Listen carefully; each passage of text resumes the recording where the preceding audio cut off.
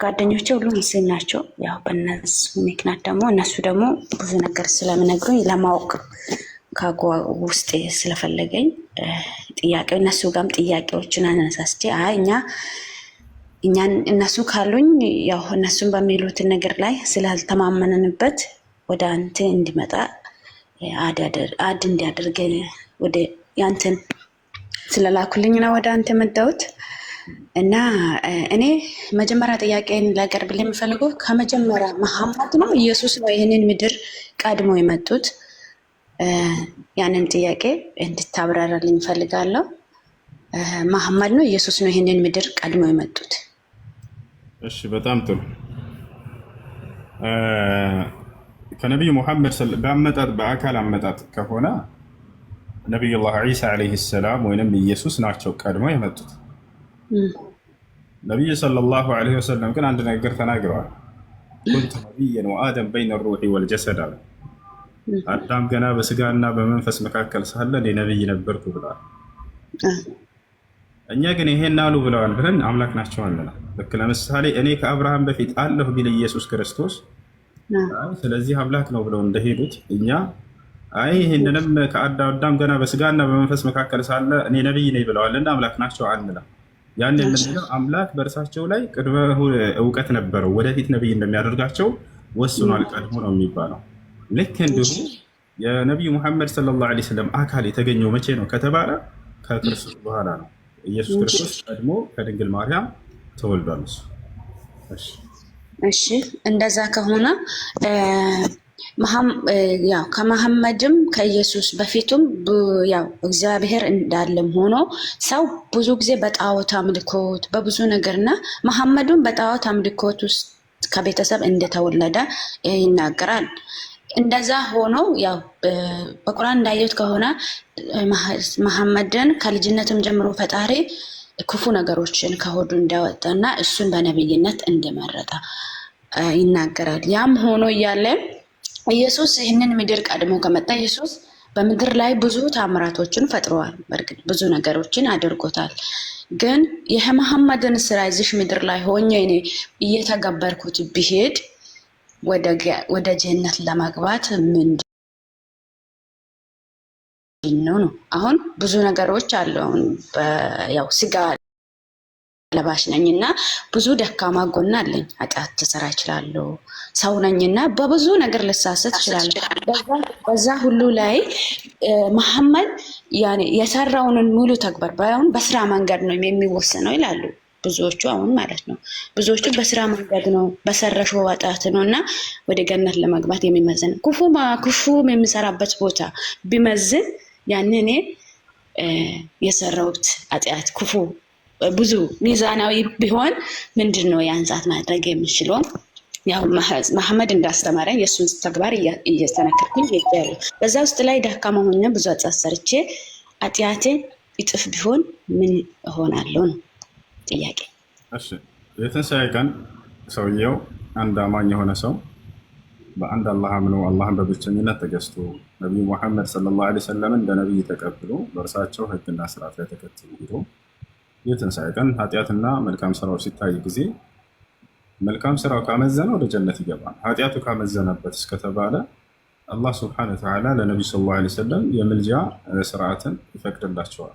ከእርሱ ዘንድ ሄደው እንዲያማልዱ ስለ ኃጢአተኞች ነቢዩ ሰለላሁ ዐለይሂ ወሰለም ሐዲስ ላይ እኔ የትንሣኤ ቀን ለትውልዶች እማልዳለሁኝ ብለው ቃል በቃል ተናግረዋል። አነ አወል ሻፊዕ ሙሸፈዕ የውመል ቂያማ፣ የትንሣኤ ቀን የመጀመሪያው አማላጅ ምልጃም ተቀባይነት ያለው እኔ ነኝ ብለዋል ነቢያችን ሰለላሁ ዐለይሂ ወሰለም። በሌላ ሐዲስ ላይ ኢነ ሊኩሊ ነቢይን ዳዕወቱን ሙስተጃባ ወኩሉሁም ቀድ ደዐው ኢላ አነ ወአነ ደኸርቱሃ ሸፋዓተን ሊኡመቲ የውመል ቂያማ አሉ። እያንዳንዱ ነቢይ ተቀባይነት ያለው ዱዓ ወይንም ጸሎት እድል ተሰጥቷል፣ ሁሉም እዚሁ አድርገውም ሄደዋል አሉ። እኔ ብቻ ስቀር እኔ የተሰጠችኝን እድል የትንሣኤ ቀን ለትውልዶቼ ምልጃ ትሆነኝ ዘንድ አዘግጅቻታለሁ ብሎ ተናገሩ። የፍቅር ጥግ ብሎ ማለት ለራሱ የተሰጠውን ታላቅ እድል ይሄንስ ለትውልዶች አደርገዋለሁ ብሎ የትንሣኤ ቀን እዚያን የጭንቅና የመከራ ቀን ነፃ የሚወጡበትን ለእነርሱ አሳልፎ መስጠት ይሄ ነው። እንዳጠቃላይ የዛኔ አማኝ የሆኑ ሰዎች እርሳቸው ሸፋ እንደሚያደርጉላቸው ነቢያቸው ሰለላሁ ዐለይሂ ወሰለም ተናግረዋል። እሺ እሺ፣ እንደዛ ከሆነ ያ ኢየሱስ ይህንን ምድር መጥቶ በተወለደ በቃል ነው። አሁን በእኛ ኢየሱስ በቃል ስለተወለደ በቃል ብቻ ነው የተወለደ፣ በቃሉም ነው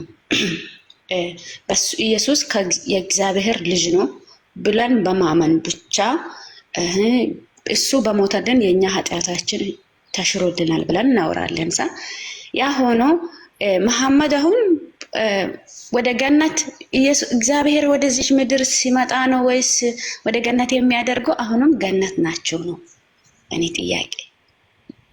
ማንኛውም ሙስሊም ከሞት በኋላ ወደ ገነት ይሄዳል። ነቢዩ ሰለላሁ ዐለይሂ ወሰለም ሲናገሩ አርዋሑል ሙእሚኒነ ፊል ጀና አሉ። የሙስሊሞች ነፍስ በገነት ነች ብለው ተናግረዋል።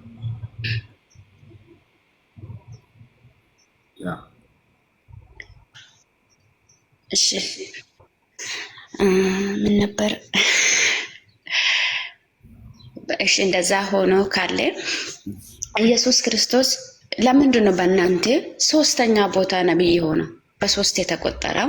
ያው እሱ ከሰው ልጅ ከድንግል ማርያም እሷም በብጽሕት በድንግል ማርያም ተወልዶ ሳለ በቃል በመልአክ በገብርኤል ተወልዶ ያለ እንዴት ነው እሱ በሶስተኛ ደረጃ ልታስቀምጡት የቻላችሁስ? በዛ ሁኔታ ሆነ ይሁዳውያኖች ገለናል ብሎ ኢየሱስን ከተናገሩ ኢየሱስ ገለናል ብሎ ይሁዳዎች ከተናገሩስ ኢየሱስ በእስልምና እንዴት ነው ለሰው ልጅ ላልሞተ መከራውንም ያልተቀበለው አልተቀበለም ተብሎ ሊወረም ተቻለውስ ለምንድን ነው? በመጀመሪያ ኢየሱስ ክርስቶስ በእስልምና ትልቅ ደረጃና ቦታ አለው። 5 ታላላቅ ነቢያቶች ኡሉል ዐዝም የሚል መጠሪያ አላቸው። የቁርጠኝነት ባለቤት ነው። እነዚህ ነቢያቶች ታላላቅ ነቢያት ከአምላክ ከአላህ ዘንድ 5ቶቹ ነቢዩ ሰለላሁ ዐለይሂ ወሰለም፣ ኢብራሂም፣ ዒሳ፣ ሙሳ፣ ኑህ እነዚህ ናቸው። እነዚህ ደረጃቸው በጣም ላቅ ያለ ነው እና ይህን ደረጃ የተጎናጸፉት በምንድን ነው ከተባለ ባወላለዳቸው አይደለም። እርሱ እኮ ያላህ ስራ ነው። የተሻለ አምላክ ነው በዚህ ሁኔታ እንዴት እንዲወለድ ያደረገለት። ታዲያ በምንድን ነው የሚበላለጡት ከተባለ በስራቸው ነው። አየሽ፣ ከእነርሱ በተገኘ ነገር እንጂ አምላክ በእነርሱ ላይ ባደረገው ነገር ሊበላለጡ አይችልም። አምላክ ሌሎቹን ከእናትና ከአባት እንዲወለዱ አደረገ። ሔዋንን ያለ ወንድ ያለ ሴት ከአዳም ጎን ብቻ እንድትፈጠር አደረገ። ያም ድንቅ ነው። እናወዳደር ከተባለ እነዚያ ይበልጣሉ አዳምና ሔዋን። አዳም ሰው ይሆናል ተብሎ ከማይታሰብ ከአፈር መገኘት ይሄ ራሱ ድንቅ ተአምር ነው። እንዲሁ መሲሁን ደግሞ ያለ አባት ከእናት ብቻ እንዲገኝ አደረገ። ይህ የአምላክን ስራ ተደንቀንበት ብቻ የምናልፈው የሆነ ነገር እንጂ የመበላለጫ ሚዛን አይደለም። መበላለጫቸው ምንድን ነው ከተባለ በምድር ላይ የሰሩት ነው። መሲሁን እና ነቢዩ ሰለላሁ ዐለይሂ ወሰለም ስናይ ነቢዩ ሰለላሁ ዐለይሂ ወሰለም ለዓለም የተላኩ ነቢይ ናቸው። መሲሁ ደግሞ ክርስቶስ ለአንድ አካባቢ ለአንድ ህዝብ የተላከ ነው። ለአይሁድ ህዝብ የተላከ ነው። በተሻለ እስራኤላውያኖች ይሄ ነው። ወኢዝ ቃለ ዒሳ ብኑ መርየም ያ በኒ እስራኤል ኢኒ ረሱሉላህ ኢለይኩም፣ የማርያም ልጅ መሲሁ እኔ የእስራኤል ልጆች ሆይ ለእናንተ የተላኩኝ የአላህ መልእክተኛ ነኝ አላቸው ይላል። አላህም ለማርያም በገብርኤል አማካኝነት ወዴት እንደሚልከው ቀድሞ ሲነግራት ወረሱለን ኢላ በኒ እስራኤል አላት። ወደ እስራኤል ልጆችም መልእክተኛ አድርጌ ልከዋለሁኝ ብሏታል። ያቸው ነቢዩ ሙሐመድ ሰለላሁ ዐለይሂ ወሰለም እስከተባለ ወማ አርሰልናከ ኢላ ረሕመተን ሊልዓለሚን፣ እርሳቸው ለዓለማት የተላኩ ናቸው ተብሎ ተገልጿል። እና ይህን ይመስላል ነቢዩ ሙሐመድ ሰለላሁ ዐለይሂ ወሰለም ለዓለም የተላኩ ናቸው። መሲሁና ቀደምት ነቢያት ደግሞ ለእስራኤላውያን የተላኩ ናቸው። በሌላም ዓለም ላይ አላህ ሱብሓነሁ ወተዓላ ሲልክ ቆይቷል። ነገር ግን መሲሁ ለእስራኤል ህዝብ ነው የተላከው። ይህን ይመስላል። እሺ ሌላ ጥያቄ ደግሞ እኔ በጣም በቁርአን ውስጥ ካየውኝ ስለ አይሻ ትዳር እና ስለ መሐመድ ትዳር በጣም ትንሽ ግራ ስለተጋባኝ ነው ማለት ነው። አይሻ 9 ዓመት ሆና እሳቸው ያ ብቻ ይሄን አልፈልግም። ያ እንዴት ሊሆን ይችላል? በቁርአን መንገድ አሁንም ቢሆን ያንን መደረግ ይቻላል ወይ ነው? 9 ዓመት ናት እሷ በትንታ እንደምጥዬ ስለሆነች በዚህ ጊዜ ለምን እንደዛ አይነት ነገር ያን ትልቅ ነብይ ሆኖ እንዴት ነው ይሄ ነገር ሊሆን ይቻላል ነው? እኔ በጣም ጥያቄ የሆነብኝ ነገር ቢሆን እሱ ሰማ ለማለት ስንፈጠር 60 ክንድ ነበርን። 30 ሜትር ነበር የሰዎች 30 ሜትር ሰው ዛሬ በምድር ላይ ያለ የለም አይደል? የለም። የአዳምን አፈጣጠር እስልምና ሲያስቀምጥ ጊዜ ነቢያችን ሰለላሁ ዐለይሂ ወሰለም ሲናገሩ ምናሉ? ኸለቀ ላሁ አደም ሲቱነ ዚራዐን አዳምን አላህ ሲፈጥረው 60 ክንድ ነበር አሉ። 30 ሜትር ሰው ነበር። አያችሁ። ከዚያም የሰው ልጆች ኃጢአትን ባደረጉ ጊዜ በምድር ላይ ጸጋን እየተነጠቁ መጡ። ኃጢአት ጸጋን ይነጥቃል አይደለ? አዳም የተሰጠው ተክለ ሰውነት ኃጢአትን በሰሩ ቁጥር ጊዜ ሰዎች በምድር ላይ ያቺ ተክለ ሰውነታቸው እየቀነሰች ዛሬ እዚህ የደረሰች። ስለዚህ በአዳም ጊዜ የነበረና በአብርሃም ጊዜ የነበረ ተክለ ሰውነት እኩል አይደለም። አይሻ አይደለ? በአብርሃም ጊዜ የነበረና በሙሴ እኩል አይደለም። በሙሴና በመሲህ እኩል አይደለም። የዛኔ በነብዩ ሰለላሁ ዐለይሂ ወሰለም ጊዜ ዛሬ 1446 ዓመት ዘመን የነበሩ ሰዎች እና የና አይሻ ዘመንና ዛሬ ላይ ያሉ ሰዎች በፍጹም እኩል አይደለም። ስለዚህ ያንና ይህን ማወዳደር አይቻልም። ታዲያ እንዴት ነው ማወቅ የምንችለው ተክለ ሰውነቷ ምን እንደነበር ከተባለ እዛ ሐዲስ ላይ በመመልከት ነው። የእርሷን ገጽታና ማንነቷን አሁን ልግለጽልሽ። እርሷ ምን እንዳለች ስለራሷ። አንደኛ እናታችን አይሻ የወር አበባ የምታይ ሴት ነበረች። ይህን ራሷ ስትገልጽ በቲርሚዚ ላይ በተዘገበ ሐዲስ ቃለት ኡሙ ልሙእሚኒን ዓኢሸተ ረዲየላሁ ዐንሃ ኢዛ በለገት ልብንት 9 ሲኒን ፈሂየ እምረአ ምን አለች? በዚህ ዘመን ሴት ልጅ 9 ዓመት ከሞላት እርሷ ለአቅመ ሔዋን የደረሰች ሴት ሆናለች አለች። ሴት ብላ መግለጽ የፈለገችው ሕፃን ከሚለው ዓለም የወጣች ሴት ለማለት ነው። ሴት ሆናለች ብላ ገለጸች። ገብቶሻል አይደለ? ስለዚህ ለአቅመ ሔዋን የመድረስ ምልክት አንድ ሴት ምልክቷ ምንድነው? የወር አበባ ስታይ ጊዜ ነው። ዛሬ በዚህ ዘመን 9 ዓመት ከሞላት ሴት ልጅ ለአቅመ ሔዋን ደርሳለች ብላ ራሷ ተናግራለች።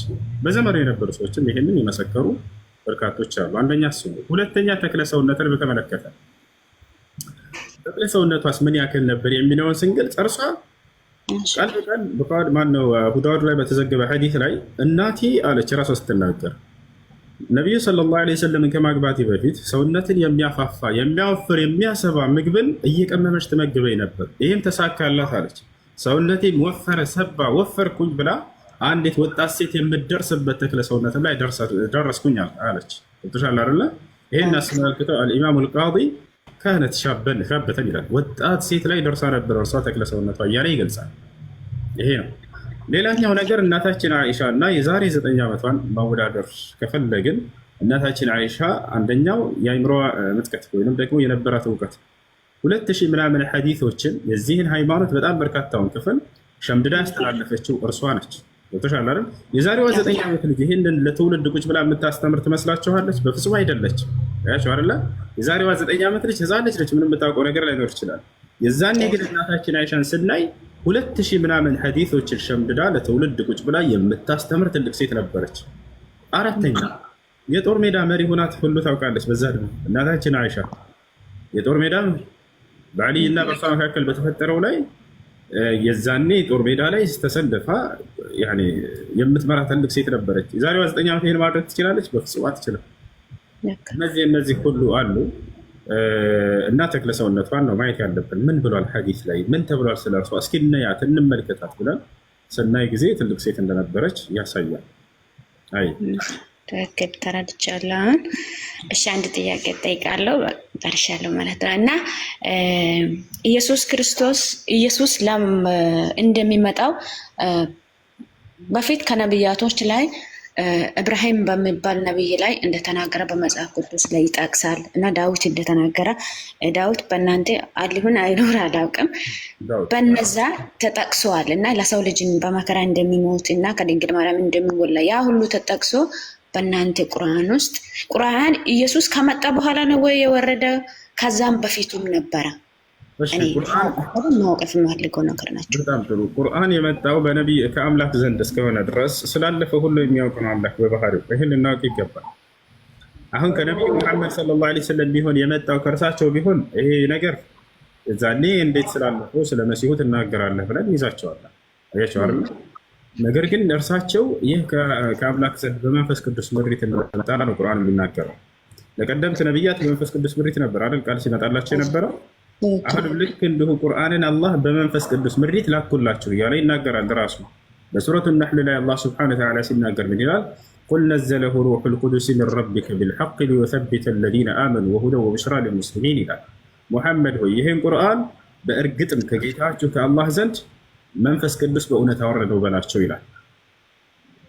ያ መንፈስ ቅዱስ ሲገልጸው አላህ ሱብሓነሁ ወተዓላ ሊዩሰቢተ አለዚነ አመኑ እነዚያ ያመኑትን ሊያጸና ዘንድ ይላል።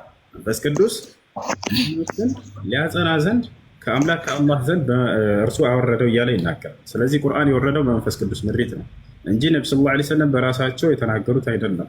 አላህ ስብሐነሁ ወተዓላ በሌላ ቦታ ላይ ሲናገር ወኢነሁ ለተንዚሉ ረቢል ዓለሚን ነዘለ ቢሂ ሩሑል አሚን ዐላ ቀልቢከ ሊተኩነ ሚነል ሙንዚሪን ይላል። ይህ ቁርአን ከዓለማቱ ጌታ ከአላህ ዘንድ ተወረደ። ማን አወረደው? መንፈስ አወረደው። መንፈሱ እያለ ይገልጸዋል። መንፈስ ቅዱስን በአንተ ልብ ላይ ከነቢያቶች ትሆን ዘንድ እያለ ይነግራቸዋል። በሌላ ቦታ ላይ ቁል መን ካነ ዐዱወን ሊጅብሪል ፈኢነሁ ነዘለሁ ዐላ ቀልቢከ ቢኢዝኒላህ እያለ ይናገራል።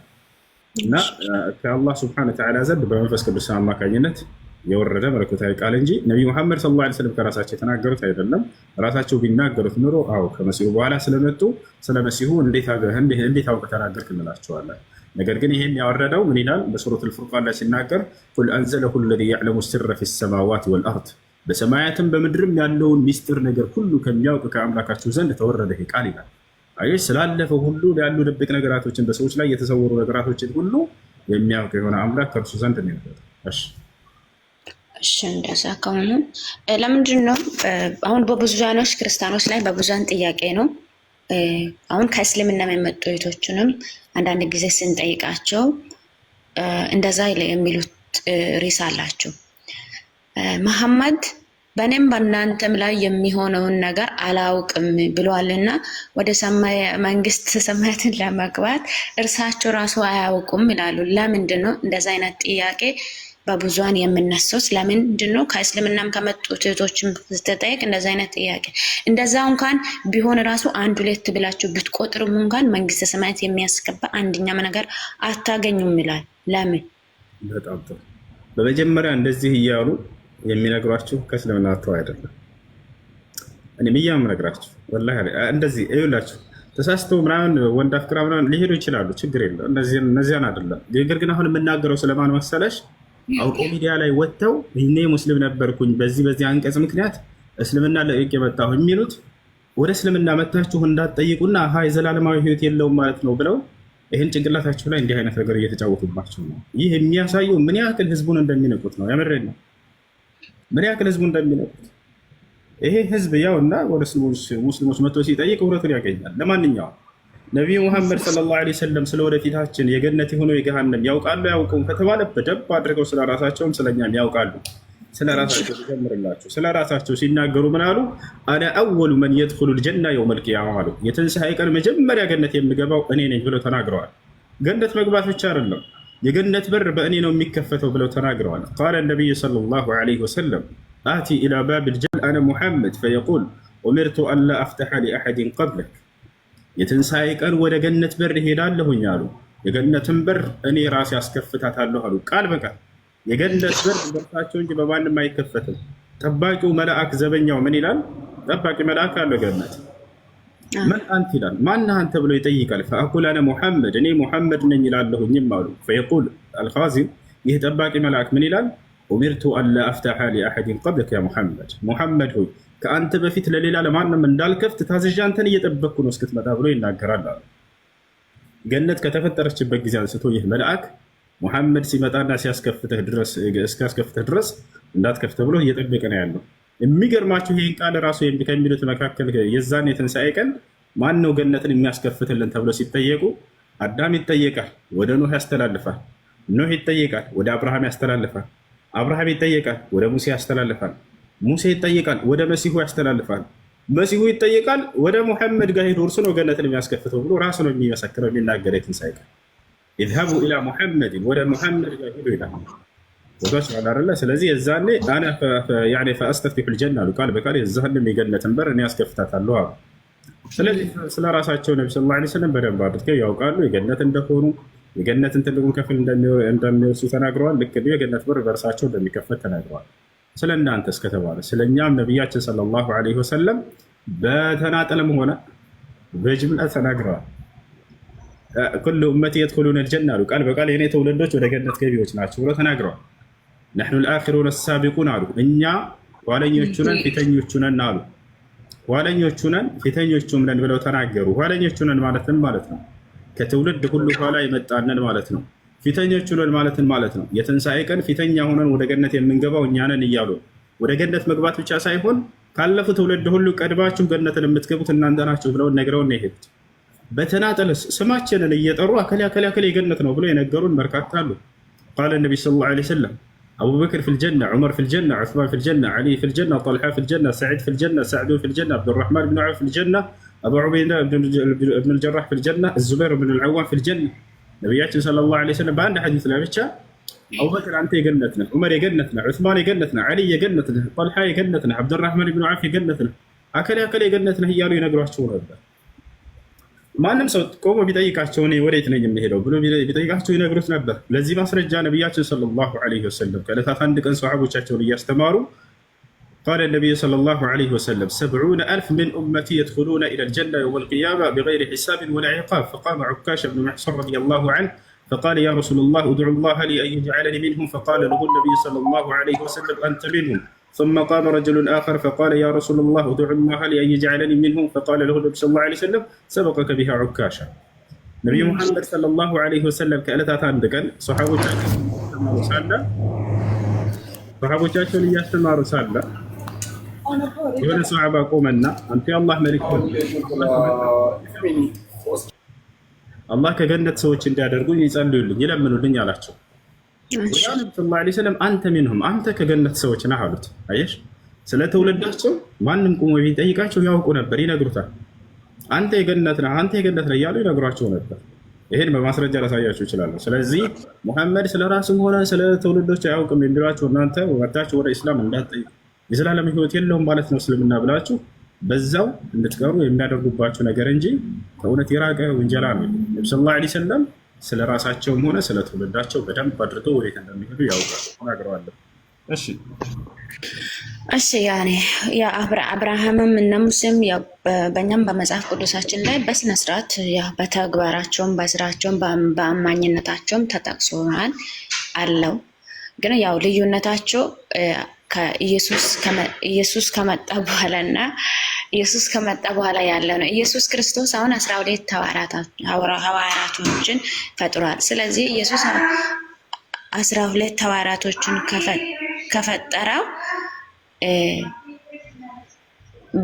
አሁን በእስልምና ስለ ሐዋርያትም ሆነ ስለምንም የሚጠቀስበት ቦታም የለም አይደለ? አለ። ስለዚህ 12 ሐዋርያት ሆነች በእኛ በኩል ብቻ ነው ወይስ በእናንተም በኩል አለን? አዎ ጥሩ። እስልምና ስለ ሐዋርያቶች አስተምሯል ወይ? አዎ አስተምሯል። እስልምና ስለ ሐዋርያት አስተምሯል። ሐዋርያቶች እምነታቸው ምን እንደነበር በግልጽ አስቀምጧል። ራሳቸው ይላሉ እነዚህ ሐዋርያት وإذ سورة المائدة ምዕራፍ 5 ቁጥር 111 ላይ وإذ أوحيت إلى الحواريين أن آمنوا بي وبرسولي قالوا آمنا واشهد بأننا مسلمون ይላል። አላህ ሱብሓነሁ ወተዓላ ምን አለ? ወደ ሐዋርያቶችም የትእዛዝ ቃሌን ባስተላለፍኩ ጊዜ አስታውሳለሁ። ምን የሚል ትእዛዝ? እናንተ ሐዋርያቶች ወይ በእኔ እመኑ፣ በላኩላችሁ መልእክተኛ እመኑ አልኳቸው አለ። እሺ በእኔ እመኑ የሚላቸው አላህ ሱብሓነሁ ወተዓላ ነው። በላኩላችሁ መልእክተኛ የሚለው ደግሞ መሲሁን ወይንም ክርስቶስን ነው። ወዲያው ምን አሉ ሐዋርያቶች? ቃሉ ሐዋርያቶችም እንዲህ አሉ፣ አመና እነሆ አምነናል አሉ። ወሽሀድ ቢአንና ሙስሊሙን እኛ ሙስሊሞች መሆናችንንም መስክር አሉ ይላል። ያ ሐዋርያቶች በሌላ ቦታ ላይ አላህ ሱብሓነሁ ወተዓላ በሱራ አልዕምራን ላይ ይጠቅሳቸዋል። ፈለማ አሐሰ ዒሳ ሚንሁም አልኩፍረ ቃለ መን አንሳሪ ኢለላህ ቃለ አልሐዋርዩነ ነሕኑ አንሳሩላህ አመና ቢላሂ ወሽሀድ ቢአንና ሙስሊሙን ረበና አመና ቢማ አንዘልተ ወተበዕና ረሱለ ፈክቱብና መዐ ሻሂዲን ይላል። እነሆ እኛ በአላህ አምነናል፣ መልእክተኛንም ተከትለናል፣ ሙስሊሞች መሆናችንን መስክር አሉ እያለ ይናገራል። ስለዚህ ሐዋርያቶች ተጠቅሰዋል። የመሲሁ በዒሳ ዓለይሂ ሰላም። ስለዚህ ኢየሱስ ክርስቶስ የፈጠረው 12ቱም ሐዋርያቶች በእስልምናም አለ ማለት ነው። ሐዋርያቶች አሉ በእስልምና። ስለዚህ ጥያቄን ጨርሻለሁ። አመሰግናለሁ። ያው ማወቅ ብዙ ጊዜ ጥያቄም ስለነበረኝ ያው እህቶችም ያው ጓደኞችም እነሱም ብዙ ጊዜ ጠይቄም እወቂም ብለውን በጣም ይገፋፉ ነበር። ጥያቄንም ተቀብያለሁ፣ ተረድቻለሁና በጣም ነው የማመሰግነው። እና አንድ ቀን ምናልባት ተመልሼ መጥቼ ሻዳ ይዝ ይሆናል እና በደንብ ማንበብም ማወቁም ስለማመዛዘን ስለምፈልገው ስህተት ውስጥ አንደኛ የተወለድኩትም ያው እንዳልኩት ሁሉም ክርስትና አላቸው። ያው ከሀያቶችን ሙስሊም ነበሩ።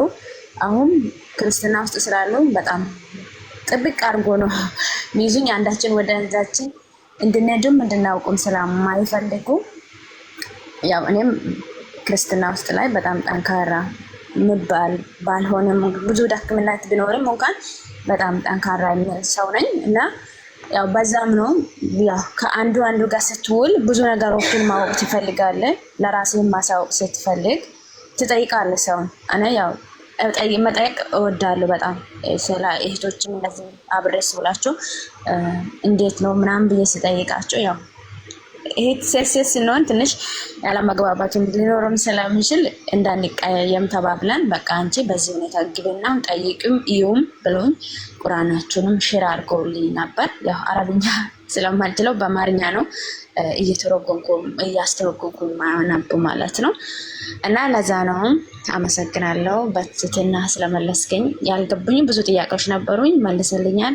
አመሰግናለሁ። መልካም ጊዜ ይመልኝ። መልካም ጊዜ ላችሁ። እሺ ሌሎች። ሰላም አለይኩም ወራህመቱላህ። እሱ አለይኩም ሰላም ወራህመቱላህ። መስፍን ነኝ። በአንተ እጅ ሻሃዳ ያዝኩ ልጅ ነኝና መርሐባ ወንድሜ 2 ቀን በተከታታይ በህልሜ አየሁ። ምንድን ነው ማለት? ህልሙን እንድነግርህ ከፈለክ እነግርሃለሁ፣ ግን 2 ቀን በተከታታይ በህልሜ አየሁ። ወላሂ ስለ ህልም ብዙ አላህ መልካም ያድርገን። አላህ በጀነት የምንሰባሰብ ያድርገን። አሚን። የመጀመሪያው በጣም ደስ የሚል ነውና እሱን ብነግርህ ደስ ይለኛል። እሺ ንገር።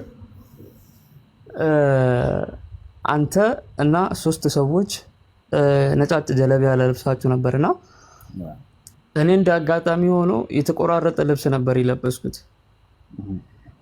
እና በጣም በቃ እናንተን ነው የምከተለው፣ ሌላን ሰውን አልከተልም። በጣም ብዙ ሰው አለ እዛ አካባቢ። አንተና እነዛ አብሮክ የሚሄዱ ሰዎችን ብቻ ነው የምከተለው።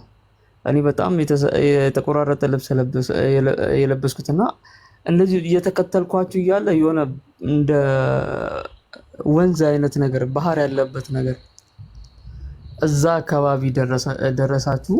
እናንተ ጠልቃችሁ ገባችሁ ወደዛ ውስጥ። እኔ ቆምኩኝ ዳር ላይ።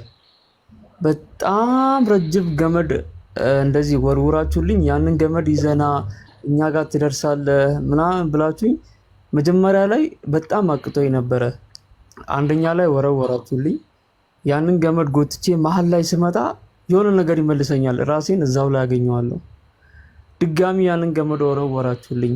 ድጋሚ አሁንም መሀል ላይ ስደርስ እዛው አሁንም ባህር ዳርቻ ራሴን አገኘው። ሶስተኛ ግን ያንን ገመድ ራሴ ላይ ጠምጥሜ እናንተ ጋር ደረስኩኝ። ከዛ ባነንኩ። መርሐባ። ያው እንግዲህ አላህ መልካም ነገር ያድርገው። ውሃ ይፈሰሩ ብልዕልም፣ በእውቀት ይተረጎማል። ወደ እውቀት መንገድ ምናልባት የተመራኸው እዚህ አካባቢ ባሉ ልጆች በእነርሱ ምክንያት ይሆናል ወደዚህ ወደ ታላቅ የእውቀት ሃይማኖት ወደሆነ ወደ ኢስላም እንኳን አላህ ስብሐነሁ ወተዓላ ወደዚህ መንገድ መራህ እንላለን። ወንድማችን እስከ መጨረሻው ድረስ ለሁላችንም እስከ ሞታችን ፍጻሜ ድረስ ጽናትን እንለምናለን። እሺ ሹክራን ወንድሜ፣ ጀዛከላሁ ኸይራ ወባረከላሁ ፊክ። እሺ እያሱ ጥያቄ አለ? እሺ ሰላም ነው። ሰላም፣ እንዴት ነህ? አለሁ እግዚአብሔር ይመስገን። ጥያቄ አለኝ። እሺ ጥያቄ ምንድን ነው? የኔ ጥያቄ መጀመሪያ ላይ ከሙሐመድ በፊት ኢየሱስ ነው የመጣው ብለህ ስታወራ ሰምቻለሁ ቅድም። እሺ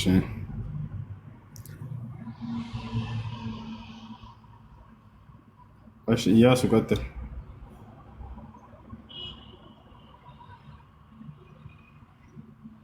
ይሰማቸዋል? አሎ ተስማዕን ከላሚ ወላ?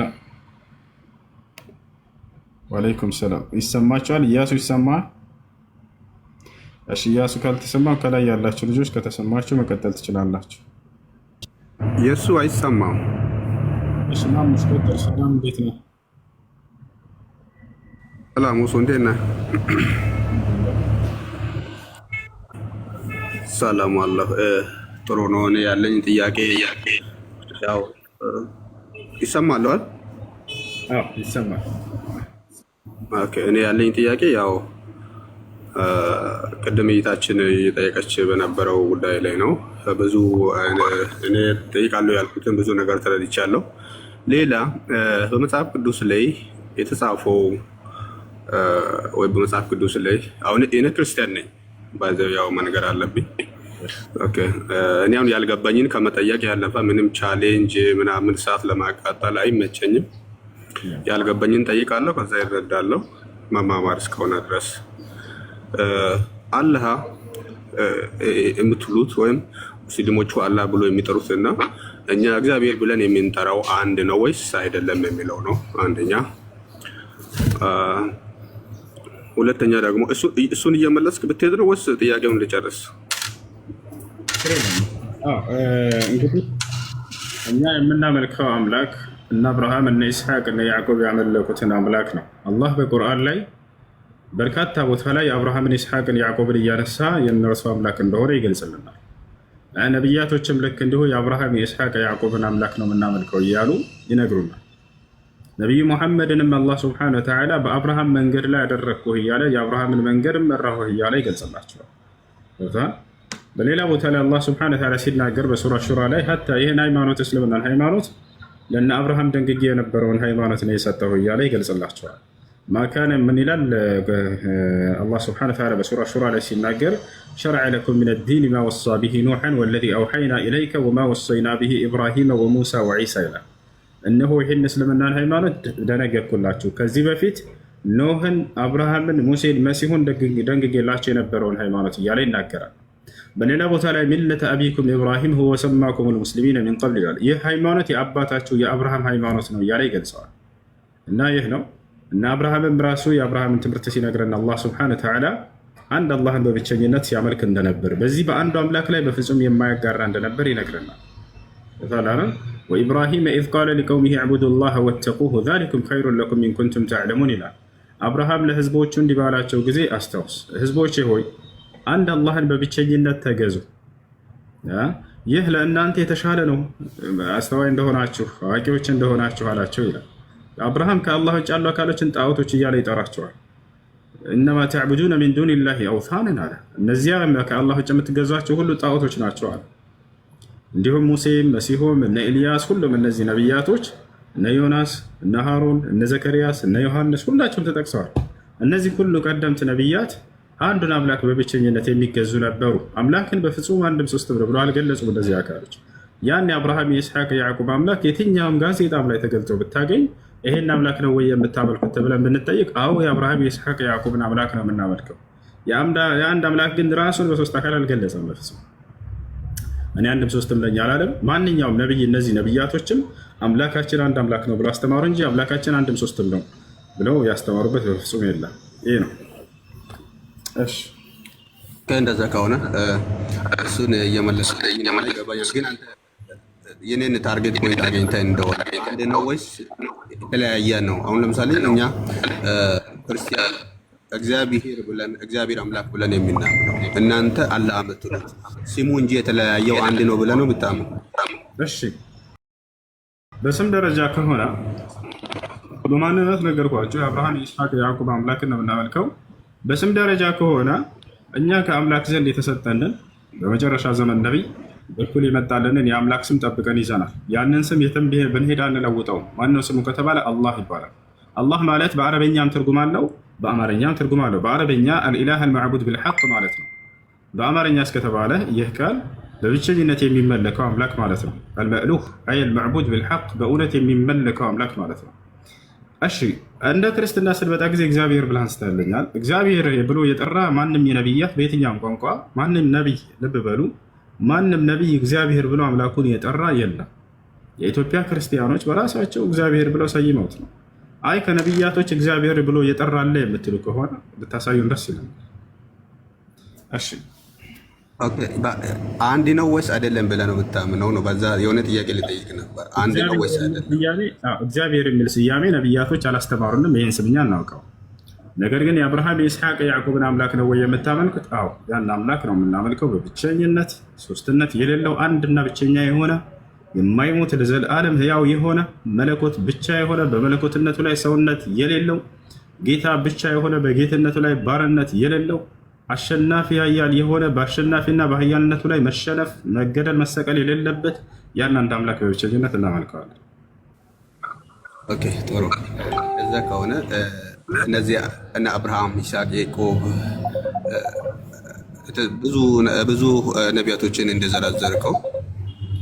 ነቢያቶችን እንደዘረዘርከውም ብዙ ተዘርዝረዋል። በመጽሐፍ ቅዱስ ላይ ደግሞ በቁርአን ላይ ያሉ እነ መሐመድ ብዙዎች የሉም። መጽሐፍ ቅዱስ ላይ ተጽፎ አናገኝም።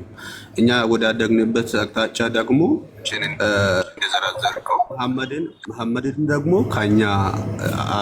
ከኛ የተሻለ ወይም ነቢይ ስለመሆኑ ምንም የነገሩን ነገር አልነበረም እና ከልጅነታችንም ስናድግ መሐመድን ወይም ነቢይ እንዲሆን ወይም ነቢይ ነው ብለን እንድናምን ከሚያደርጉ ነገሮች አንዳንድ ነገሮችን ጥቀስልን።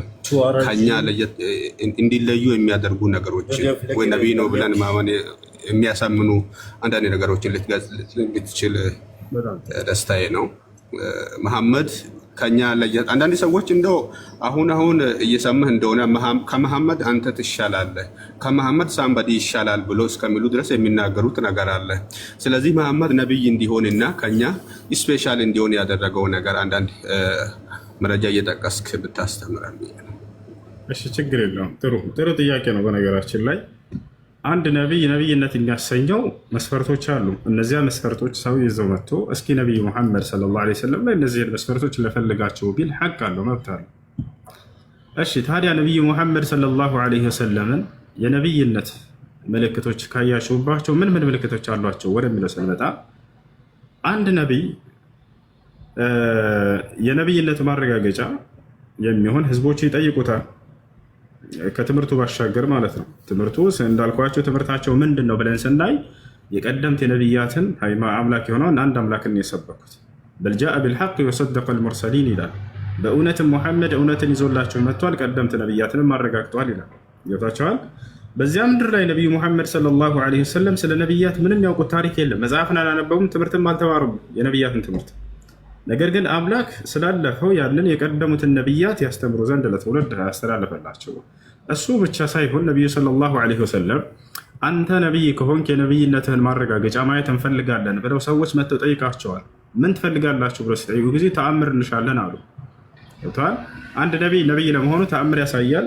ሌላው ነገር ትንቢትን ይናገራል። ሌላው ቃል ሲመጣለት በመንፈስ ቅዱስ ምሪት ነው ይመጣለት። ገብተዋል። መልአክ ተገልጦ ያናግረዋል። ይህ ነው ነቢዩ ሰለላሁ ዐለይሂ ወሰለም ተአምራቶችን ተጠይቀዋቸው አድርገዋል። ለምሳሌ የመካ ሰዎች ጠየቋቸው። ቡኻሪና ሙስሊም ላይ ያለ ሐዲስ ነው። ሰአለ አህሉ መካ ረሱሉላህ ሰለላሁ ዐለይሂ ወሰለም አን ዩሪየሁም አያ ፈአራሁም ሚን ሽቃቂል ቀመር። የመካ ሰዎች መጥተው ነቢ ሰለላሁ ዐለይሂ ወሰለምን እውነት አንተ ነቢይ ከሆንክ የነቢይነት ማረጋገጫ የሚሆን ተአምር ሰርተህ አሳየን አሏቸው። እሺ ሸሃዳ የሚለው ማን ነበር? ሸሃዳ መቀበል የሚፈልግ ሰው አለ?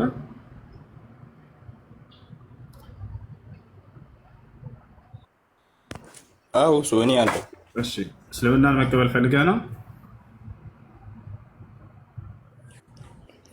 እሺ የምለውን ቃል አብረህ እየተከተልክ በል።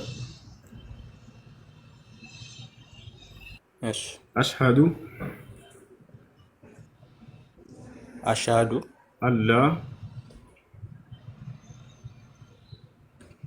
አላ ኢላሃ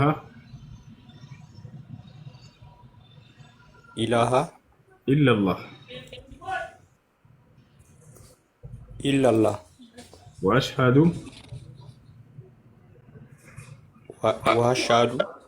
አነ ሙሐመደን ረሱሉላህ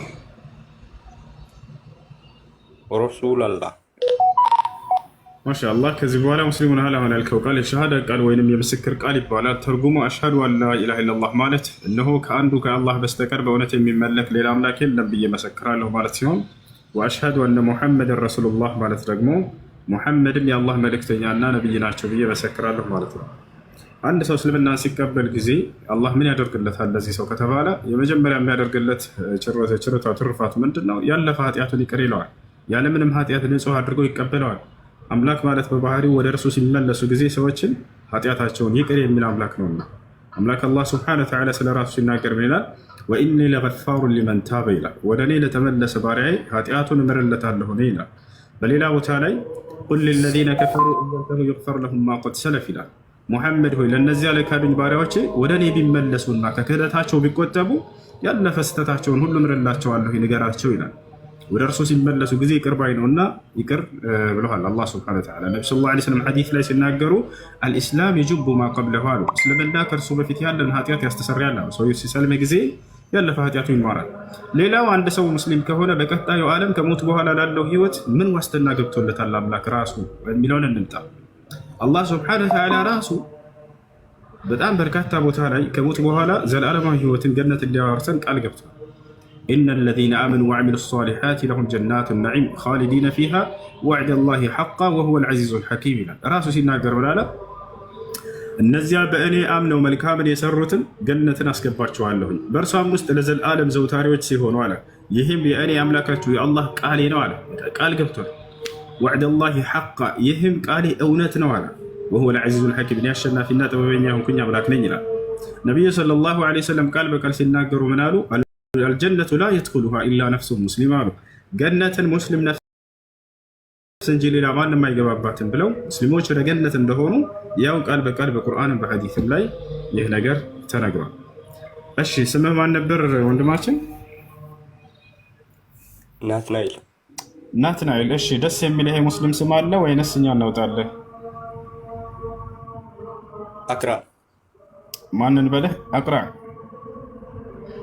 አክረም ማሻአላህ። ትርጉሙንም ብትነግረኝ። ኦኬ አላህ ሱብሓነሁ ወተዓላ እንኳን ወደ ኢስላም መራህ ወንድማችን።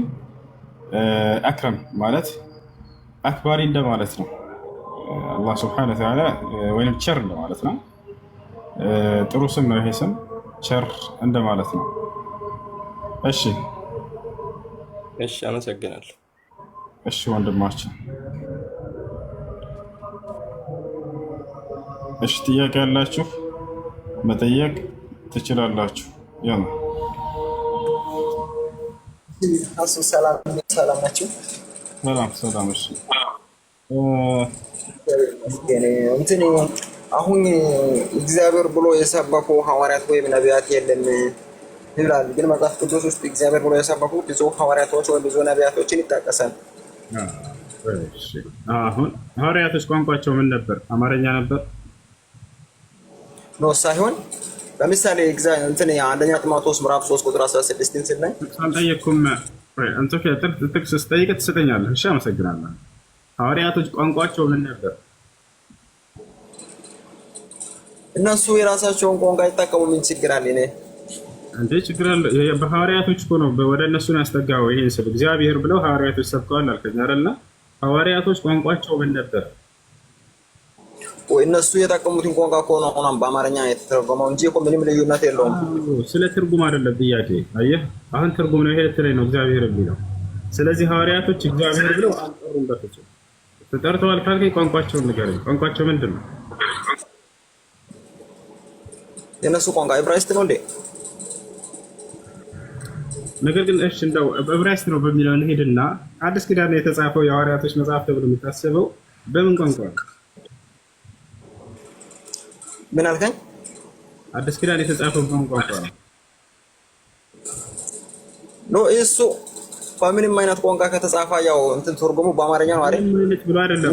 ለምሳሌ እኔ ከአማርኛ ውጪ ሌላ ቋንቋ አልችልም። ለምሳሌ አሁን አዳምጠኝ። እሱ አይደለም አሁን ጥያቄያችን ምን አለ መሰለህ፣ እኛ ለምሳሌ አሁን ኢትዮጵያኖች ነን አይደለ?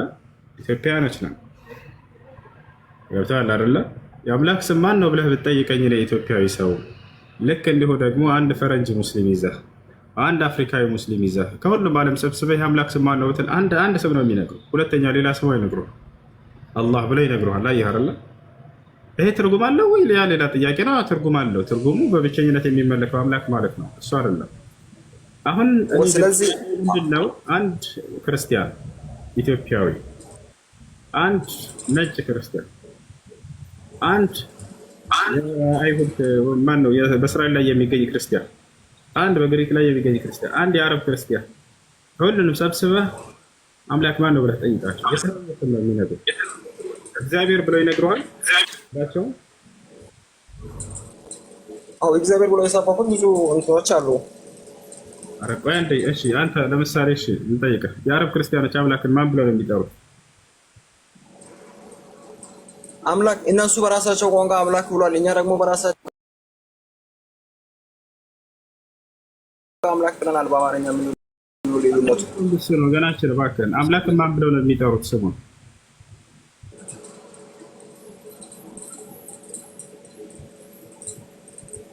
የአረብ ክርስቲያኖች አምላክን ማን ብለው ነው የሚጠሩት? እሺ ካላወቅህ አዳምጠኝ። ወይ እኛ እኮ አረብ አይደለም እኮ እኛ ሀበሻ ነን እኮ። ወደ ፈጣሪ አሁን ስለ አምላክ ስም ነው እያወራን ያለ ነው፣ ስለ ሀገር አይደለም። የአምላክን ስም ማን ብለው ነው የሚጠሩት አረቦች? እነሱ ኦኬ አላህ ብሎ ከጠሩ እኛ ደግሞ አላህ ብለን አንጠራም፣ እግዚአብሔር ብለን ነው የምንጠራው። እሺ አላህ የሚለውን አትቀበልም? ለምን? አምላካችን ነው ብለው እነሱ አላህ የሚለውን ስም አላህ አምላካችን ነው ብለው ይናገራሉ። አረብ ክርስቲያኖች ተሳስተዋል ወይስ? ትርጉሙን እንኳን ሳናቅ እንዴት ነው አላህ ብዬ የሚጠራው? እግዚአብሔር የሚለው ያው በመጽሐፍ ስለተጻፈ ልክ እንደዚህ ትልቅ ዝግብ ይፈጠራል። አሁን አንተ ደግሞ ሂደህ የግብፅ ክርስቲያኖች ጋር አምላክ እግዚአብሔር ነው ብትለው አይሰማህም። ተሳስተሃል፣ ዞር በል አላውቅልህም ደግሞ ወይስ እኮ እነሱ የራሳቸው ጉዳይ እኛ ምን አገባ ነው? መጽሐፍ ቅዱስ ተጻፈው ነው። ስለዚህ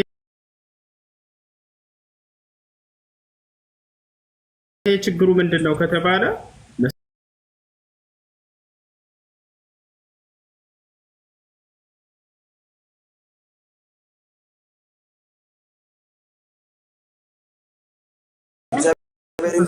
ትባባላላችሁ የራሳቸው ጉዳይ። ስለዚህ ለማንኛውም ለእናንተ ለሙስሊሞች አላህ ቢሆንም ለእኛ ደግሞ ለክርስቲያኖች እግዚአብሔር ነው፣ ስሙ እግዚአብሔር ነው። ደግሞ አንደኛ ጢሞቴዎስ ምዕራፍ 3 ቁጥር 16 ላይ እግዚአብሔርን የማምሰል ምስጢር ያለ ጥርጥር ታላቅ ነው። በቃ ብዙ ነገር ይላል። ቦታውን ማየት ትችላለህ። ያው ሐዋርያቶች እግዚአብሔር ብለው ሰብከዋል ያልከው ስህተት መሆኑን ተረድተሃል። እሱ ነበር። እናመሰግናለን። ምክንያቱም አንድም ሐዋርያ እግዚአብሔር የሚለውን ስም አያውቅም ነበር። እሺ ጥያቄ ጀምራችሁ ካለች ኦኬ እንትና ኦኬ ቆይ እንትና እዚህ ጋር ብለው እኮ አሁን እግዚአብሔር ቆይ ይመሳደር ጠብቅ። አንድ ጥያቄ ጠይቃለሁ። ሌሎች ክርስቲያኖች ስላሉ ይጠይቁ። ከታች ያለው ልጅ ጥያቄ አልጠይቅም እስካሁን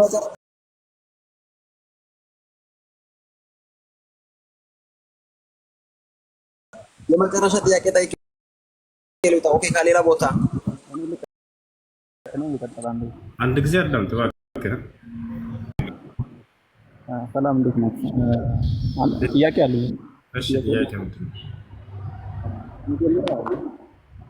ነብዩ መሐመድን መጀመሪያ የተቀበለው ማን ነው? እና በተፈተነው ደግሞ ነብይነት ምን እንዴት አለ? ከፍ አድርገው በደንብ አይሰማም። አይሰማም? አሁን ይሰማል። እሺ ነብዩ መሐመድን እንደ ነብይ መጀመሪያ የተቀበለው ማን ነው? የተቀበሉትን እንዴት አይተን ለምን መስፈርት ነው? ወላሂ በደንብ አልሰማሁም። ሰምታችሁታል? በደንብ አልተሰማኝም። የሆነ የተደበቀ ነገር ነው። አይሰማም። አዎ በቃ ኤርፎን ልጠቀምና በኋላ ጠይቅ። ይቀጥሉ። አሁን ይሰማል። ልክ እንዳወራ ተናገር። ነብዩ መሐመድን እንደ ነብይ የተቀበለ መጀመሪያ ማን ነው? ጥሩ። ነብዩ መሐመድ ሰለላሁ ዐለይሂ ወሰለምን እንደ ነብይ የተቀበለ ለመጀመሪያ ማን ነው ከተባለ ነብይነታቸውን የመሰከረ እንግዲህ በእርሳቸው ላይ ያየውን አይቶ ነብይነታቸውን የመሰከረ የመጀመሪያው ወረቃ ኢብን ነውፈል አለ፣ እነ ኸዲጃ አለች፣ አቡበክር ስዲቅ ረዲየላሁ ዐንሁ። አወል መን አመነ ሚነ ሪጃል አቡበክር ስዲቅ ረዲየላሁ ዐንሁ ወአወል መን ሸሂደ ለነቢ ሰለላሁ ዐለይሂ ወሰለም ቢንቡዋ ሁወ ወረቃ ኢብን ነውፈል። እንግዲህ እነ አቡበክር ስዲቅ ረዲየላሁ ዐንሁ እነዚህ እነ ቢላል ረዲየላሁ ዐንሁ እነ ዓሊ ብን አቢ ጣሊብ ረዲየላሁ ዐንሁ እነዚህ ታላላቅ ሰሓቦች በነቢ ሰለላሁ ዐለይሂ ወሰለም ነብይነት የመሰከሩ ናቸው። እሺ ማስረጃቸው ምንድን ነው? እንዴት ነው ነብይነት የሚያውቁት? በምን መስፈርት? ኦኬ ነብይነት እንግዲህ ቅድም እያነሳሁለት ነበር። ከታች ላለው ልጅ አብሬ ለሁለታቸው ልመልስላችሁ። የነብይነት ማረጋገጫ ምንድን ነው የሚለውን ስንመጣ ጊዜ ተአምራትን ያሳያቸው ነበር። ተአምራቶችን ማየት የሚፈልግ ክርስቲያን ካለ ሁላቸውን ያሳያቸዋለሁ። እና አንተ ነብይ ለመሆንህ የነብይነትህን ማረጋገጫ አሳየን እያሉ ይጠይቋቸው ነበር። ሰዎች እየመጡ ለምሳሌ ጨረቃን መክፈል፣ ጨረቃን ከፍለው እንደዚህ አሳይተዋቸዋል። ይህ አይን ያዩ የመሰከሩ ሰዎች የዘገቡት ዘገባ አለ፣ ቡኻሪና ሙስሊም ላይ ይገኛል። ልክ እንዲሁ ነቢያችን ሰለላሁ ዐለይሂ ወሰለም ሰባቱን ሰማያት አድርገው መምጣታቸው፣ ከአምላክ ዘንድ መነጋገር፣ ከአምላክ ጋር ቀጥታ ቃል በቃል መነጋገራቸው፣ ልክ እንዲሁ ህዝቦቻቸውን ለጥቂት ሰው የሚበቃን ምግብ ለብዙ ህዝብ እንዲበቃ ማድረግ፣ ልክ እንዲሁ ውሃ ባጡ ጊዜ ሰዎች ከጣቶቻቸው መካከል ውሃ እንዲፈልቅላቸው ማድረግ፣ እነዚህና በመሰል በርካታ ተአምራቶችን ነቢዩ ሰለላሁ ዐለይሂ ወሰለም ያሳዩቸው ነበር። ይህ ነው። ሌላው ትንቢትን ተናግሮ አንድ ነቢይ ትንቢቱ በተናገረበት መሰረት ይፈጸማል አይደል? ትንቢት ይናገራል ነቢይ ይወታቸዋል። ያንን ትንቢት እየተናገሩ ነብዩ ሰለላሁ ዐለይሂ ወሰለም ያ ትንቢት ወዲያው ሲፈጸም ይመለከቱ ነበር ሰሃቦች። ይህ የነቢይነታቸው ሌላኛው ማረጋገጫ ነው።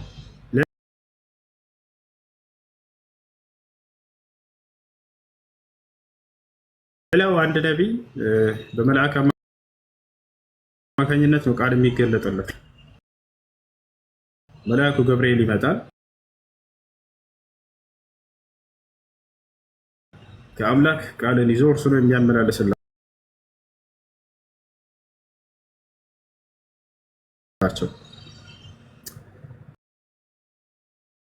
እና መልአኩ ገብርኤል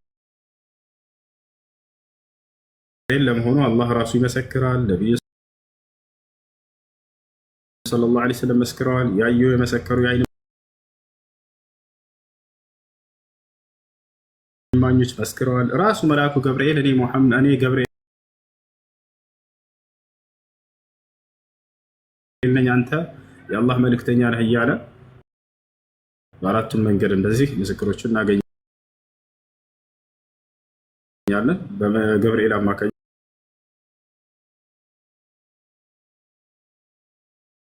አይነት ቃል ይመጣላቸው ነበር። ያን ገብርኤልን ሰሃቦች ያዩት ነበር፣ ይሰሙት ነበር። ይሄ ቃል ሲመጣ ሌላ ምስክር እንፈልጋለን፣ እርሱ ብቻ ምስክር ሊሆን አይችልም የሚል ሰው አካል ካለ እንኳን ማለት ነው።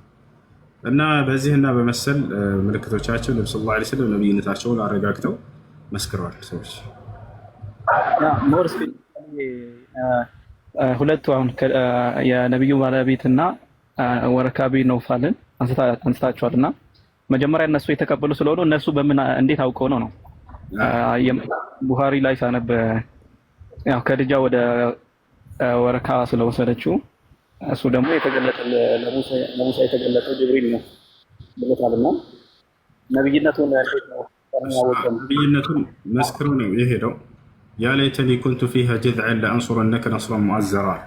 እንግዲህ እርሱ ይህ ሰው ያነበበው በትንቢት ደረጃ ነበር። እንዲሁ ከነብያት ሲመላለስ የነበረውን መልአክ ባህሪውን ያውቃሉ። የኢትዮጵያ ንጉሥ ሳይቀር ወደዚህ ቃል የሚወረደው ከአንድ ምንጭ የተቀዳ የነብያትን ትምህርት ነው ይዞ የመጣው ሙሐመድ ብሎ የኢትዮጵያው ንጉሥ አምኗል፣ መስክሯል። መጀመሪያ ካመኑና ከመሰከሩ መካከል ነው እሱ። እንዳሁ በኢትዮጵያ ላይ የሚገኙ በነቢዩ ሙሐመድ ሰለላሁ ዐለይሂ ወሰለም ጊዜ የነበሩ በኢትዮጵያ ላይ የሚገኙ ቀሳውስቶችና መነኩሴዎች እንዳለ ሰልመዋል፣ አምነዋል፣ ንጉሱን ጨምሮ ማለት ነው። ይሄን አላህ በቁርአን ላይ ታሪካቸውን ገልጾታል። መነኩሴና ቀሳውስት እያለ ስማቸውን ሁሉ ጠቅሶ ማለት ነው። ለተጅደና አሸደ ናሲ ዐዳወተን ሊለዚነ አመኑ ልየሁደ ወለዚነ አሽረኩ ወለተጅደና አቅረበሁም መወደተን ሊለዚነ አመኑ ለዚነ ቃሉ ኢና ነሳራ ዛሊከ ቢአነሁም ሚንሁም ቂሲሲነ ወሩህባነን ይላል። ቀሳውስቶችና መነኩሴዎች እያለ ይገልጻቸዋል። በመልእክተኛ ላይ የተወረደውንም ቃል በሰሙ ጊዜ አለቀሱ፣ አመኑ እያለ ይናገራል። ወኢዛ ሰሚዑ ማ ኡንዚለ ኢለ ረሱል። እርሳቸው ብቻ አይደሉም። በነቢዩ ሰለላሁ ዐለይሂ ወሰለም ዘመን እስልምናን ከተቀበሉ መካከል የሮሜው ጳጳስ ወደ ሮሜ ሰዎች ደብዳቤ ልከው ነበር። ነቢዩ ሰለላሁ ዐለይሂ ወሰለም ወደ ሮሜ ሰዎች ደብዳቤ ልከው ነበር እያልኩ ነው ጀማዓ። ለሮሜው ጳጳስ፣ ለታላቁ ጳጳስ ላኩለት፣ ለንጉሱ ላኩለት። ንጉሱ አዎ ይሄ ለመጨረሻው ዘመን ቃል የተገባው ነቢይ ራሱ ነው ብሎ መስክሯል። ገብቷቸዋል። በጊዜው የነበረው የሮሜው ታላቁ ጳጳስ እስልምናን ተቀብሏል። የሸሃዳ ቃል ሁሉ ይዟል። ይሄ ኪታብ ላይ ሳስተምራቸው ነበር ከዚህ በፊት ከዙሁር እስከ አሱር ድረስ ባለው።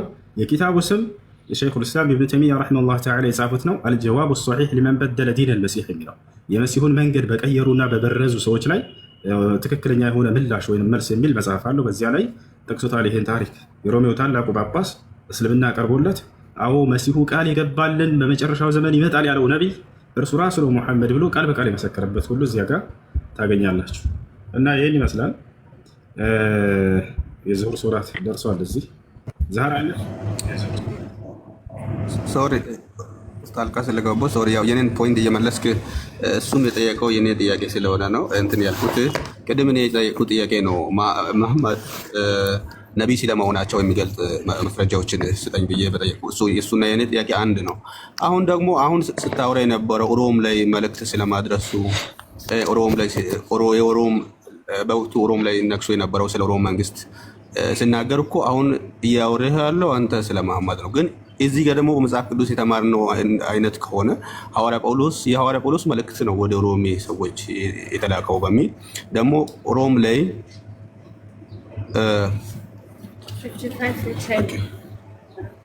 ይሰማል። አንዴ ይሁድ ዛህር አለሽ ይኸውልህ ወገናችን ጳውሎስ ከዚያ በፊት ከክርስቶስ በኋላ አለኛል ብሎ የተነሳ አካል ነው። እሺ ነብዩ ሰለላሁ ዐለይሂ ወሰለም ስለራሳቸው ነው እኔ እየተናገርኩ ነው። ያክስ ነገር ሆነባቸው አው ነብዩ መሐመድ ሰለላሁ ዐለይሂ ወሰለም ወደ ሮሜ ሰዎች ደብዳቤ ልከዋል። ወደ ሮሜ ሰዎች የላኩትን ደብዳቤ ማየት ከፈለክ ካሳያለሁ። እሺ ሐዲስ ቡኻሪና ሙስሊም ላይ ያለ ደብዳቤው ሙሉ አስነብባለሁ። ሚን ሙሐመድ ረሱልላህ ኢላ ዐዚም ሩም ሂረቅል አስልም ተስለም يؤتك الله أجرك مرتين قبل ذلك قال فإني أدعوك بدعاية الإسلام أسلم تسلم يؤتك الله أجرك مرتين فإن أبيت فإن عليك إثم الفريسيين ويا أهل الكتاب تعالوا إلى كلمة سواء بيننا وبينكم من لا نعبد إلا الله ولا نشرك به شيئا ولا يتخذ بعضنا بعضا أربابا من دون الله فإن تولوا فقولوا اشهدوا بأننا مسلمون والسلام على من اتبع الهدى. ደብዳቤ ነው ወደ ሮሜ ሰዎች ብለው ነብዩ ሰለላሁ ዐለይሂ ወሰለም የላኩት ደብዳቤ ነው። እዚያ ላይ እናገኘዋለን። ሰዎች ሆይ ስላሙ ሰላም ትሆናላችሁ፣ እኔ የእስልምናን ጥሪ አደርግላችኋለሁ እያሉ ሁላችንም አንድ አምላክ በብቸኝነት እናምልክ፣ በእርሱ ላይ ቅንጣትን አናጋራ የሚል ጥሪ ያደረጉላቸው የሮሜው ሰው የሮሜው ንጉስ ተአምርን እኔ ማየት ፈልጋለሁኝ፣ አለቅነት በጫንቃው ላይ ይደረግለታል፣ ወይንም የነብያት መደምደሚያ የሚል ትከሻው ላይ ታገኛላችሁ፣ ሂዱና አረጋግጡልኝ አለ። ወታደሮቹ ተላኩ፣ ራሱ ላካቸው። ሄደው አረጋገጡ፣ አዎ አይተናል ብለው መሰከሩ። ሌላ ምልክቶችን አይቶ ይህ ሰው እስልምናን ተቀብሏል። ይህን ይመስላል። ዛህራ ቀጥሽ እዚህ ሶላት ልሰግድ። እሺ ሁሴናል። እሺ ማሙሽ ጥያቄ ያለህ ሌላ ወይስ እኛ እንጠይቅ? የጠየኩትን እየመለሰልኝ ነበር። እኔ ግን ሐዋርያ ጳውሎስ እንደጻፈ ነው የሮም መልእክት በሐዋርያ ጳውሎስ እንደተላከ ነው የሚናገረው መጽሐፍ ቅዱስ ላይ። ደግሞ በቁርአን ላይ በተመሳሳይ ነብዩ መሐመድ ሰለላሁ ዐለይሂ ወሰለም ልከዋል። ነብዩ መሐመድ ሰለላሁ ዐለይሂ ወሰለም ወደ ሮም ሰዎች የሮም መንግስት አስተላልፈዋል፣ ደብዳቤ ልከዋል በመጡ ጊዜ ማለት ነው። ነብዩ መሐመድ ሰለላሁ ዐለይሂ ወሰለም የሮም መንግስታት እኮ በጣም ብዙ ናቸው እኮ ወገናችን። ሮም ላይ ክርስትናም ነበረ፣ እስልምናም ደግሞ ሮም ላይ ገብቶ ነበረ። ብዙ ሰው ሰልሟል ሮም ላይ የሮም ሰዎች። ስቲል ኢስላም ከመግባትን ባሻገር የእስልምና ግዛት የሆነችበትም ጊዜ ነበረ ሮም። ገብቷን ሮም እንደውም ተሸነፈ። አላህ ሱብሓነሁ ወተዓላ ጉሊበት ሮም ይላል። ሮም ተሸነፈች እያለ ይናገራል። ሮም ተሸንፋለች። ከጊዜ በኋላ የእስልምና ግዛት ራሱ ሆና ታውቃለች ሮም።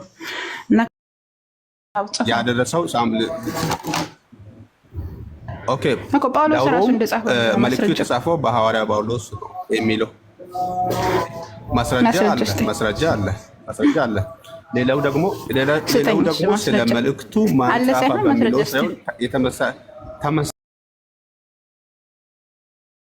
ተመሳሳይ ነገር ይሰማል። ተመሳሳይ ነገር ምን እንደሆነ ታውቂያለሽ?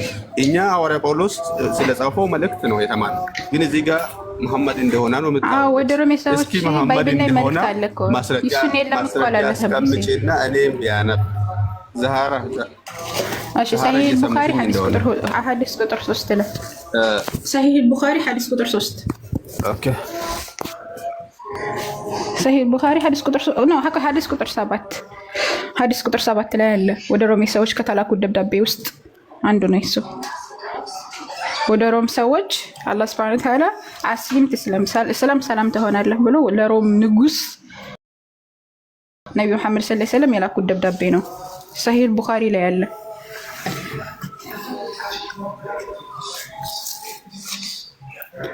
አለሁ ገለችን ትንሽ እኔ ጋር ትንሽ ድምፅ ስላለ ያቆምኩት ጥያቄ አለና እሱን ትጨርሺዋለሽ። እና አይሰማም ምንድን ነው የጠየኩት? መሐመድ ነብይ ስለመሆኑ አይሰማም ድምጼ አልተሰማውም ብል አው ይሰማሻል? እኔ ድምጼ ይሰማል አይሰማም?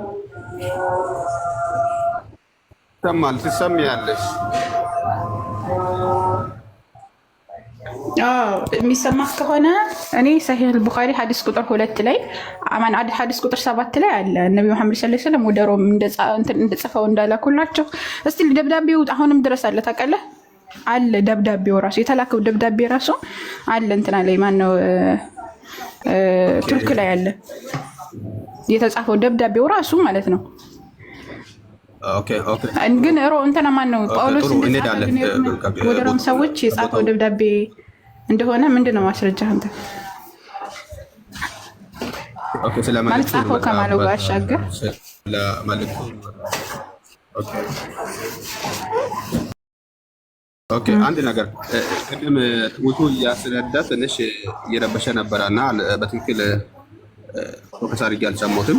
ነቢይ ስለመሆኑ አንተ ነቢይ ብሎ እግዚአብሔር እንደቀባው አሁን ቅድም ሁሱ እንዳለው አንድ ነው ብለሽ የምታምኚ አላህንና እግዚአብሔር አንድ ብለሽ የምታምኚ ከሆነ ያው በአላህ የተቀባ ነቢይ ነው ብለሽ ከሆነ እሺ፣ አላህ አንተ ነቢይ ነህ ብሎ ያለበት ስለ ነቢይነት አገልግሎት አዎ ብሏቸዋል። ነቢ መሐመድ ሰለላሁ ሙሐመድ ረሱሉላህ ይላል አላህ ሱብሓነሁ ወተዓላ ሙሐመድ የአላህ መልእክተኛ ወለዚነ መዐሁ አሽዳኡ ዐለል ኩፋር እያለ ይናገራል። ሱረቱል ፈትህ ላይ አካባቢ እንደዛ ሙሐመድ የአላህ መልእክተኛ ነው እያለ ይናገራል አምላካችን አላህ ሱብሓነሁ ወተዓላ። ኦኬ እየጻፍኩ እኮ ነው ሊያነብ ማለት ነው። ስለዚህ ቦታውን ልስጥህ፣ አንቀጹን ልስጥህ። እሺ ቆይ ሐሰን መክፈት ይመችሃል? አዎ ይመቸኛል። ሰላም አለይኩም ወራህመቱላሂ ወበረካቱ። ሰላም ወራህመቱላሂ ወበረካቱ። ክፈትለት። እሺ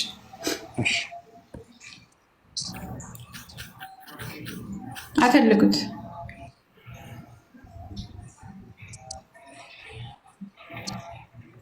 የትኛውን የቁርአን አንቀጽ ልክፈትለት? እሺ ምዕራፍ 48 ሱረቱል ፈትህ ምዕራፍ 48 ከቁጥር 29 ላይ 48 29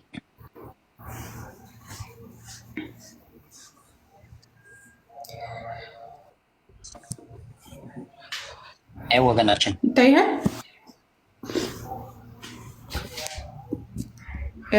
ይታያል ወገናችን ሙሐመድ ረሱሉላህ ይላል አምላካችን አለ ሙሐመድ የአላህ መልእክተኛ ነው። ወለዚነ መዐሁ አሽዳኡ ዐለል ኩፋር እነሱ ከእርሱ ጋር ያሉት ወዳጆቹ ደግሞ አሽድ ናቸው ዐለል ኩፋር በከሃዲያኖች ላይ ተራሁም ሩክዐን ሱጀደን የብተጉነ ፈድለን ሚነላህ እያለ አምላካችን ወሪድዋነ እያለ ይናገራል አምላካችን አላህ ሱብሓነሁ ወተዓላ። ስለዚህ ሙሐመድ የአላህ መልእክተኛ መሆናቸውን እዚህ ጋር ያስቀምጣል። በጣም ብዙ ቦታዎች ላይ ያሉ ነቢ መሐመድ ሰለላሁ ዐለይሂ ወሰለም የአላህ መልእክተኛ መሆናቸውን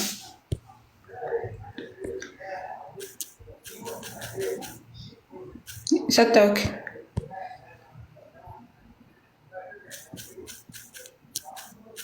ይሰማሃል? ማለያየው አለ ያደረጉት ነገር ትክክል ነው ብለሽ የምታምኚ ከሆነ አሁን መደረግ ያለበት ድርጊት ነው ያደረገው። እሺ በመጀመሪያ አንድ ነብይ ለመባል ጋብቻው ጋራ የተወሰነ ነው። አንድ ነብይ ለመባል ጋብቻው ትክክልና ስህተት መሆኑ ላይ የተወሰነ ወይስ በአምላክ የተመረጠ መሆኑ ነው ትክክል የሚያስብለው? ወደዛ ከመሄድ በፊት ስብዕናው ነው አምላክ መምረጡ ነው አንድ። ሁለተኛው ደግሞ ስብዕናውም ያው ለሌላ ሰው አርአያ እንዲሆን ስብዕናው ራሱ አስፈላጊ። ስለዚህ ስብዕናው መስተካከል አለበት። ኦኬ እሺ የኔን ልመልስና ከዛ ባይብል ላይ እንገባና እናወራለን። በመጀመሪያ ደረጃ የአላህ መልእክተኛ አለይሂ ሰላቱ ሰላም እንደሳቸው ስብዕና እዚች ምድር ላይ የለም፣ ወደፊትም አይፈጠርም፣ ተፈጥሮም አያውቅም። እንደሳቸው አይነት ያለው ስብዕና ያለው ሰው ማለት ነው በዚህ ምድር ላይ በጣም ስብዕናቸው የላቁ ፍጥሮች ናቸው። ለዛ ነው ለካችን አላህ ሱብሓነሁ ወተዓላ በጣም የላቁ ፍጥሮች እንደሆነ እንደው ሰይድ